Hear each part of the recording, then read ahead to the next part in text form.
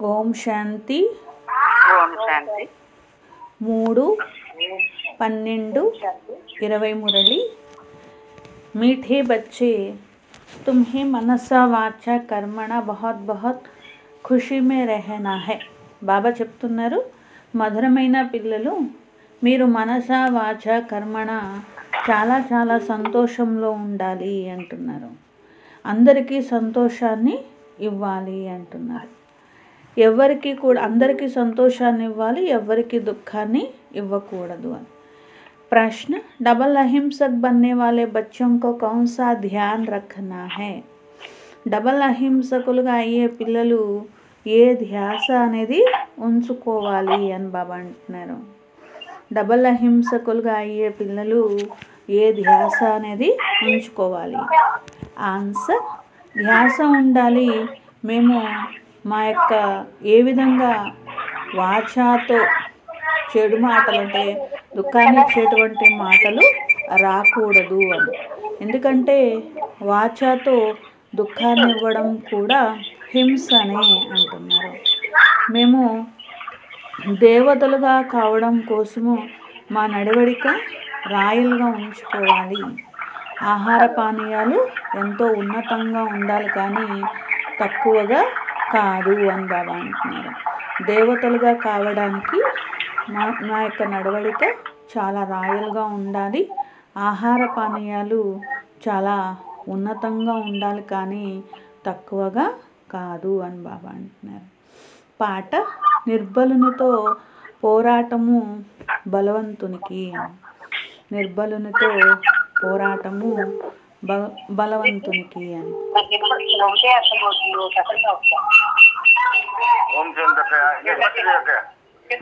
ओम शांति। मीठे मीठे सिखलते बच्चों को बाप रोज़ रोज़ पहले समझाते हैं। మధురాతి మధురమైన ఆత్మిక పిల్లలకు బాబా రోజు అర్థం చేయిస్తారు। స్వయాన్ని ఆత్మగా భావించి కూర్చోవాలి, బాబాని జ్ఞాపకం చేయాలి అని। कहते हैं ना, అటెన్షన్ ప్లీజ్, ఏ విధంగా అంటారు కదా, అటెన్షన్ ప్లీజ్ అని అంటారు కదా, అక్కడ బాబా కూడా అంటున్నారు, అటెన్షన్ ఇవ్వండి। ఎవరి వైపుకి? బాబా వైపు అటెన్షన్ అనేది ఇవ్వండి అని బాబా అంటున్నారు। బాప్ కి తరఫ్ బాప్ కిత్నా మీఠా హై, బాబా ఎంత మధురమైన వారు, వారు ఉన్నదే ప్రేమ సాగరుడు, జ్ఞాన సాగరుడు। తో తుమ్కో భీ ప్యారా బన్నా హై, బాబా అంటారు మీరు కూడా చాలా ప్రియంగా తయారు కావాలి। మనస వాచ కర్మణ ఎంతో ప్రియంగా తయారు కావాలి। ప్రతి విషయంలో మీరు మనస వాచ కర్మణ సంతోషంగా ఉండాలి అని బాబా అంటున్నారు। ఎవరికి దుఃఖం అనేది ఇవ్వకూడదు అంటున్నారు। तो यह बाप की भी किसी को दुखी नहीं करते हैं, బాబా ఎప్పుడు ఎవరిని దుఃఖీగా చెయ్యరు కదా।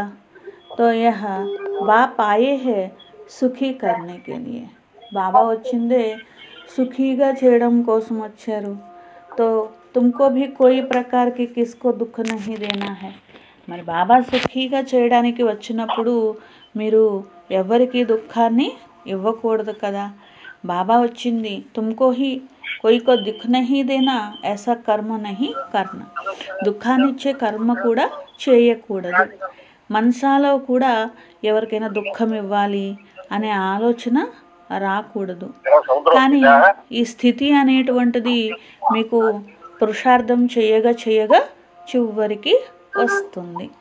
ఏదో ఒక కర్మేంద్రియము పొరపాట్లు చేస్తూ ఉంటారు కదా, స్వయాన్ని ఆత్మగా భావించినట్లయితే ఇతరులను కూడా ఆత్మ సోదరుడు అనే దృష్టితో చూస్తారు। అలా చూడగలిగినప్పుడు మీరు ఎవ్వరికీ దుఃఖాన్ని ఇవ్వరు। శరీరమే చూడనప్పుడు దుఃఖం ఎలా ఇస్తారు? ఇది పురుషార్థం చేయడంలో చాలా గుప్తమైన శ్రమ ఉన్నది। ఇదంతా బుద్ధి యొక్క పని। మీ బుద్ధి పారస్ బుద్ధిగా తయారవుతున్నది। ఎప్పుడైతే మీరు తుమ్ జబ్ పారస్ బుద్ధి థే తో తుమ్నే బహుత్ సుఖ్ దేఖే, మీరు ఎప్పుడైతే పారస్ బుద్ధిగా ఉన్నారో ఎంతో సుఖాన్ని చూశారు। మీరు సుఖధామానికి అధికారిగా ఉన్నారు. ఇది దుఃఖధామము. ఇవన్నీ అర్థం చేసుకోవడం చాలా సింపుల్ అని బాబా అంటున్నారు. శాంతిధామము అంటే మా యొక్క స్వీట్ హోమ్ ఉన్నది, మేము అక్కడి నుండి పాత్ర వహించడానికి వచ్చాము. దుఃఖం యొక్క పాత్ర చాలా సమయం నుండి వహిస్తూ వచ్చారు కదా, ఇప్పుడు సుఖధామంలోకి వెళ్ళాలి. కాబట్టి స్వయాన్ని ఆత్మగా భావించి ఇతరుని కూడా ఆత్మ అంటే భాయిగా భావించాలి. ఆత్మకు ఎప్పుడు దుఃఖాన్ని ఇవ్వలేదు. నేను ఆత్మను అని భావించి ఆత్మతో మాట్లాడుతూ ఉండాలి. ఆత్మే సింహాసనం పైన విరాజమానమై ఉంటుంది. ఇది శివ్ బాబా యొక్క రథము. బచ్చియా कहती है हम शिव बाबा के रथ को శృంగార్తే హే. పిల్లలు అంటారు వస్తున్నాము అని అంటారు. బాబాకి అలంకారం శివ్ బాబా యొక్క రథానికి అలంకరిస్తున్నాము, శివ్ బాబా యొక్క రథానికి తినిపిస్తున్నాము. ఇలా ఎప్పుడు కూడా అంటే బ్రహ్మ బాబాలో ఉన్న శివ్ బాబాని జ్ఞాపకం చేయాలి. వారు కళ్యాణకారి తండ్రి ఉన్నారు. పంచతత్వాలతో సహా అన్నిటి కళ్యాణం చేస్తారు. అక్కడ ఏది కష్టాన్ని ఇచ్చేదే ఉండదు. ఇక్కడ చూడండి, తుఫాన్లు వస్తాయి, ఒకసారి చలి, ఒకసారి ఇట్లా రకరకాలుగా మార్పులు ఉంటాయి. అక్కడ ఎప్పుడు వసంతం ఉంటుంది. దుఃఖం యొక్క పేరు ఉండదు. దాని పేరే స్వర్గము అంటారు. బాబా వచ్చింది అలాంటి స్వర్గానికి మిమ్మల్ని యజమానిగా చెయ్యటానికి. ఉన్నతోన్నతమైన భగవంతుడు, ఉన్నతోన్నతమైన తండ్రి, సుప్రీం టీచర్ అని అంటారు. మరి పిల్లల్ని కూడా ఉన్నతంగానే తయారు చేస్తారు కదా. మీరు ఒకప్పుడు లక్ష్మీనారాయణలుగా ఉండేటువంటి వారు మళ్ళీ ఇవన్నీ మర్చిపోయారు కదా. యహ బాప్ హీ బేట్ సమझाते हैं. ఇవన్నీ బాబానే అర్థం చేయిస్తారు. ఋషియో మునియో ఆది से पूछते थे आप रचयिता और रचना को जानते हो तो नेति नेति कह देते हैं. ఋషులు మునుల్ని మీరు రచయిత రచన గురించిన జ్ఞానాన్ని వినిపించండి అంటే నేతి నేతి తెలియదు అని చెప్తూ ఉంటారు. మరి వారి వద్దే జ్ఞానం లేనప్పుడు పరంపర ఎక్కడ వస్తుంది? జ్ఞానం అనేది తరతరాలు ఎలా వస్తుంది?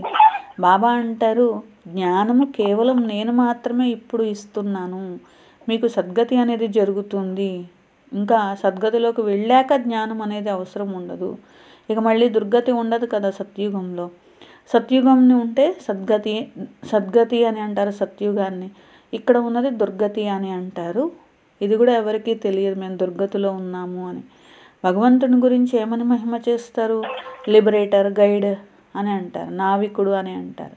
అంటే ఏంటి? విముక్తి చేస్తారు, దారి చూపిస్తారు, అట్లాగే నావని తీరానికి చేరుస్తారు.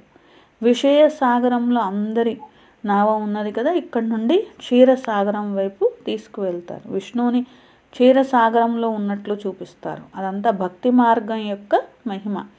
పెద్ద చెరువు కూడా తవ్వుతూ ఉంటారు, దాంట్లో విష్ణువు యొక్క పెద్ద విగ్రహం పెడుతూ ఉంటారు.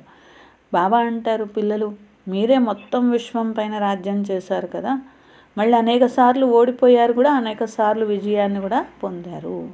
ఈ కామం మహాశత్రువు పైన విజయం పొందడంతో మీరు జగజ్జీత్గా అవుతారు.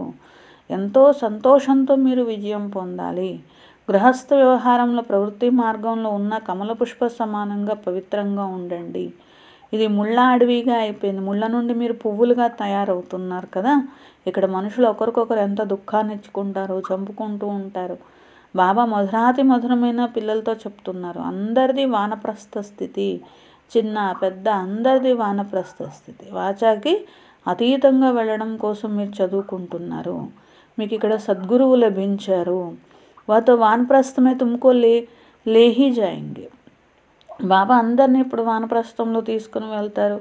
ఇది యూనివర్సిటీ ఉన్నది. భగవాన్ వాచ, నేను మీకు రాజయోగాన్ని నేర్పించి రాజులకు రాజుగా చేస్తాను. జో పూజ్య రాజాయే థే వహీ ఫిర్ పుజారీ రాజాయే బంతే హే. పూజ్యనీయమైన రాజులుగా ఉన్నవారు పూజారులుగా అయిపోయారు కదా. బాబా అంటారు, పిల్లలు మంచి రీతిగా పురుషార్థం చేయండి, దైవీ గుణాలని ధారణ చేయండి, తినండి తాగండి అని చేయండి. అక్కడ చూడండి, శ్రీనాథ్ ద్వార్ ఇలాంటి చోట్ల నేతితో చేసినవి పెద్ద పెద్ద మంచివి తయారు చేస్తారు. మంచి మాల్ తయారు చేస్తారు అనమాట, నైవేద్యాలు అనమాట. అక్కడ నెయ్యి బావి నేతి బావి ఉంటుందన్నమాట, బోలెడంతా నెయ్యి అనమాట. తో ఖాతే ఫిర్ కౌన్ హే, అంతా నేతితో చేసినవి, నేతి బావి పెట్టి మరి నేతితో చేసినవి వండుతారు, వండి నైవేద్యం పెడతారు. కానీ తినేది ఎవరు? పూజారులు. శ్రీనాథ్ ద్వార్, జగన్నాథ్ ద్వార్ రెండిట్లో కూడా నల్లగా చూపించారు విగ్రహం అనేది. కానీ శ్రీనాథ్ ద్వార్ అంటే సత్యుగంలో మీరు ఎలా తిన్నారు ఏంటి అనే దానికి గుర్తు. జగన్నాథ్ ద్వారం అంటే ద్వాపర కలియుగాల్లో ఎలా తిన్నారు, ఎలా ఉన్నారు అన్నదానికి గుర్తు. జగన్నాథ్ మందిరంలో దేవతలు వికారాల్లో పడినట్లు చిత్రాలు చూపించారు. అక్కడ కేవలము బియ్యంతో వండినటువంటిది మాత్రమే ఒక పెద్ద అండా వండి పెడతారు నైవేద్యం. అది వండాక దానంతటది 4 భాగాలు అయిపోతూ ఉంటుంది, అక్కడ మహిమ ఉంటుంది అని అంటారనమాట. అంటే కేవలము బియ్యంతో వండింది మాత్రమే పెడతారనమాట, భోగ్ పెడతారు. క్యూంకి అవి సాధారణ, ఎందుకంటే ద్వాపర కలియుగాల్లోకి వచ్చాక మీరు సాధారణంగా అయిపోయారు కదా. ఇస్ తరఫ్ గరీబ్, ఉస్ తరఫ్ సాహుకార్. ఇటువైపు పేదలుగా ఉన్నది మీరే, అటువైపు షాహుకారులుగా ఉన్నది మీరే. ఇప్పుడు చూడండి ఎంత పేదవారిగా అయిపోయారో, తినడానికి తాగడానికి కూడా ఏం లభించట్లేదు. సత్యుగంలో అయితే అన్నీ ఉంటాయి. తో బాప్ ఆత్మ ఇంకో బేర్ సమझाते हैं. బాబా ఆత్మలకు అర్థం చేయిస్తున్నారు. శివ్ బాబా ఎంతో మధురమైనటువంటి వారు, వారు నిరాకారుడు. ప్యార్ ఆత్మకు కియా జాతా హై, ఆత్మకు హీ బులాయా జాతా హై. ఆత్మతోనే ప్రేమ ఉంటుంది కదా. ఎవరైనా చనిపోతే ఆత్మను పిలిపిస్తారు, శరీరం అయితే కాలిపోతుంది, కానీ ఆత్మ మీద ప్రేమ ఉంటుంది వాళ్ళకి. చనిపోయిన వాళ్ళకు కూడా ఏం చేస్తూ ఉంటారు, అన్నీ కూడా వండి నైవేద్యం పెట్టిస్తూ ఉంటారు కదా.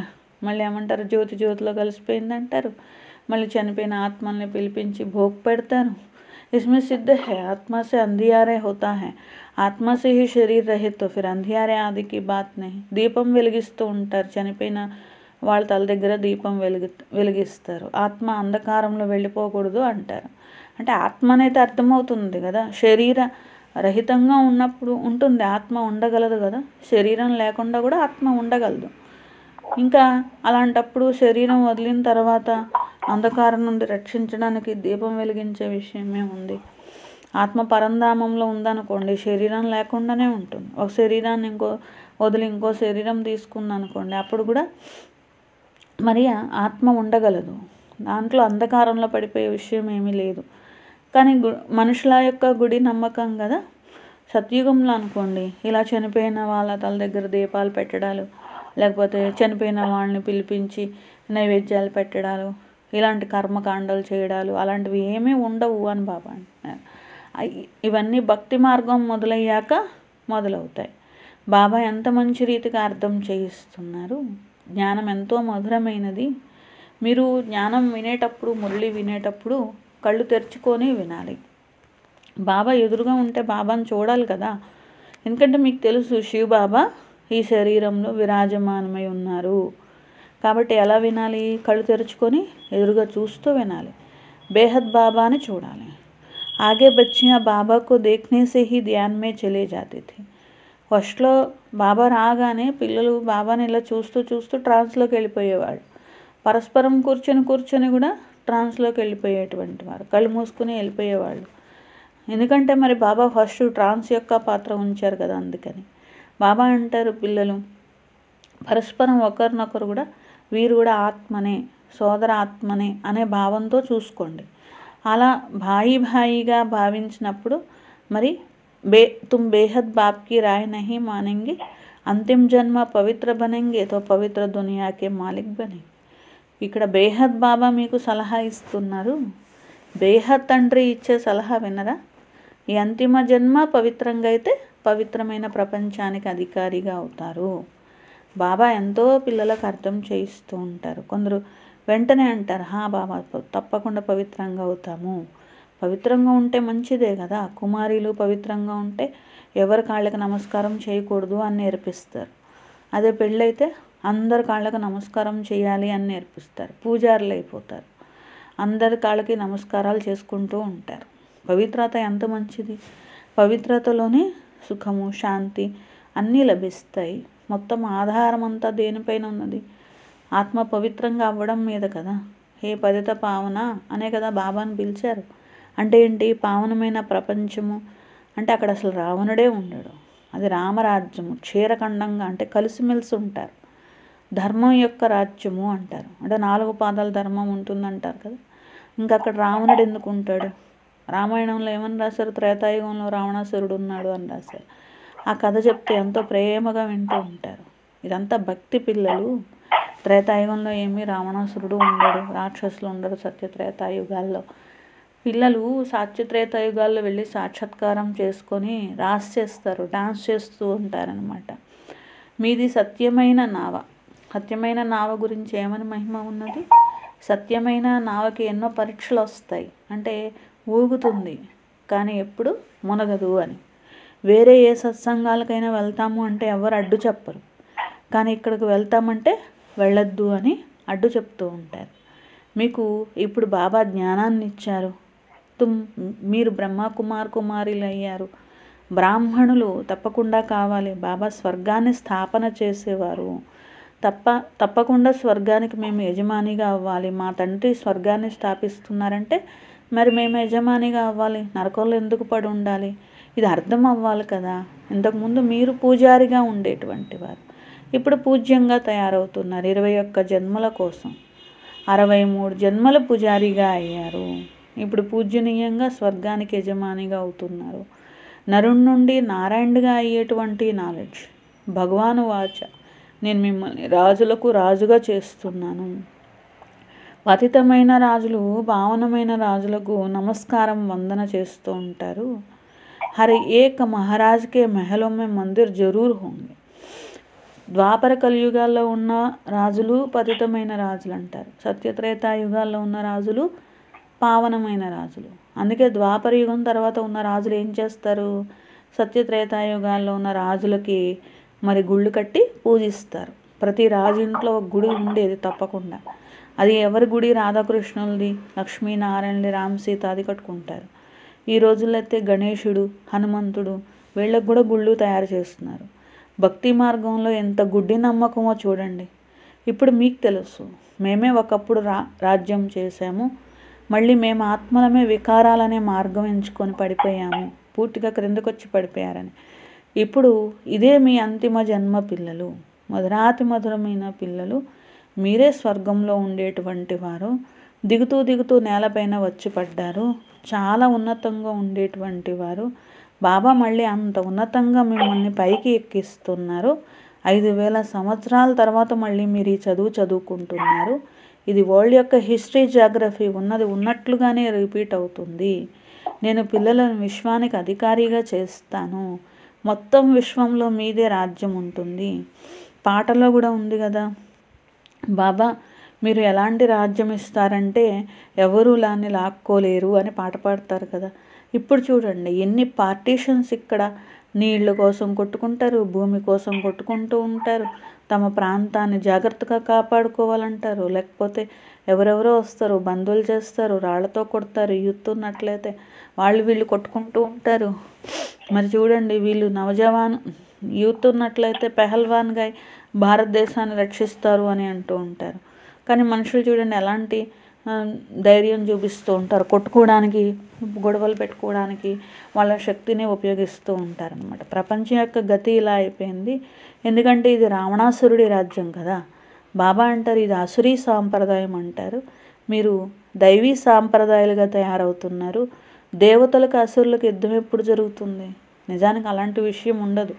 ఇక్కడ అసురీ గుణాలతో మీరు యుద్ధం చేస్తారు. మీరు డబల్ అహింసకులుగా అవుతున్నారు.